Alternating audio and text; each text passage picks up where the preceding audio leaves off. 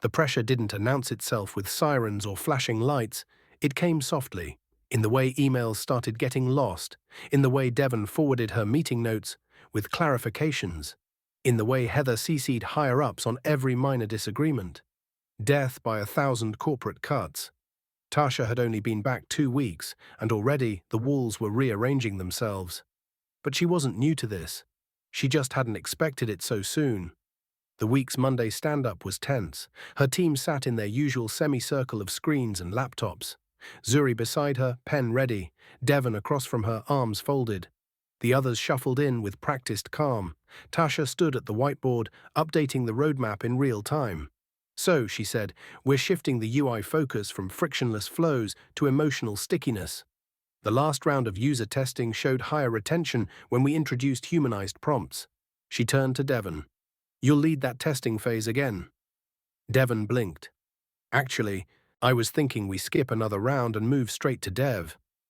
Skipping validation, she asked, eyebrows raised.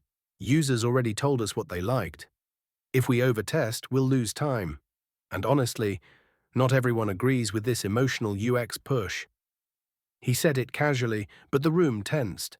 Tasha walked slowly to her seat. Well, she said carefully, we're not building for everyone. We're building for impact.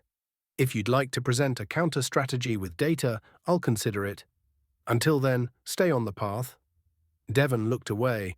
The rest of the team scribbled faster than usual. Zuri shot her a quick glance, somewhere between damn and you good. Tasha nodded once. She was fine. She had to be. Later that day, she bumped into Heather in the elevator. They rode down in silence, side by side, until Heather broke it. You're making waves, she said. Tasha didn't look at her. Is that what they're calling it? Some people don't appreciate having their comfort zones rearranged. Tasha turned now. That's not my concern, Heather smiled. It should be. Change is good, until it makes the wrong people uncomfortable. Then it becomes disruptive. The elevator chimed.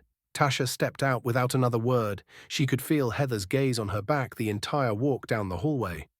By Thursday, an email from legal flagged one of Devon's features as a compliance risk.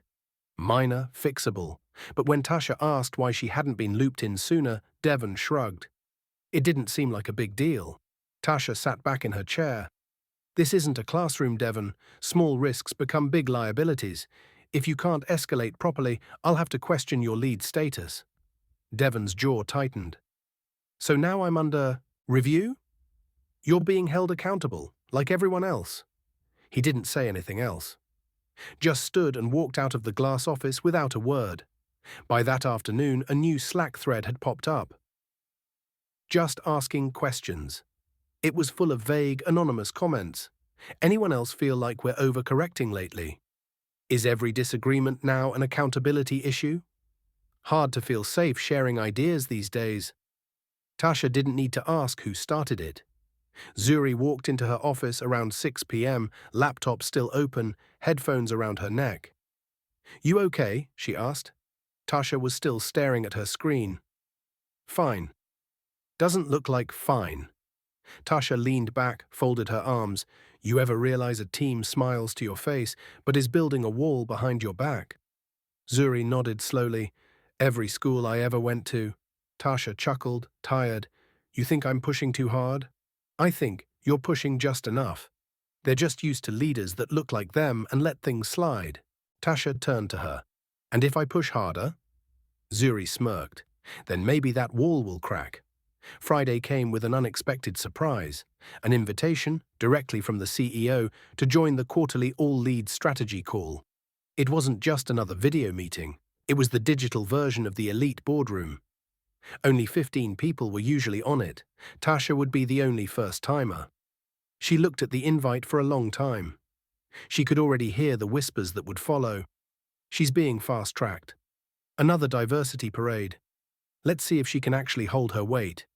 But she clicked accept anyway, and then added an hour to her Saturday to rehearse the numbers, twice.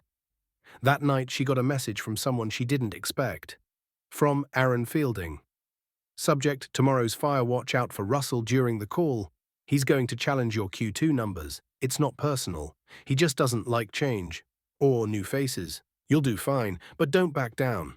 Tasha stared at the email. She read it twice. It wasn't warm, but it wasn't hostile either. It was a warning, and maybe a quiet kind of respect. The next morning, she stood in her living room, laptop open, headset ready, hair pulled back into a sharp bun. The city was still waking up behind her. She wasn't nervous. She was ready. The real table wasn't just in the boardroom, it was everywhere they let her stand.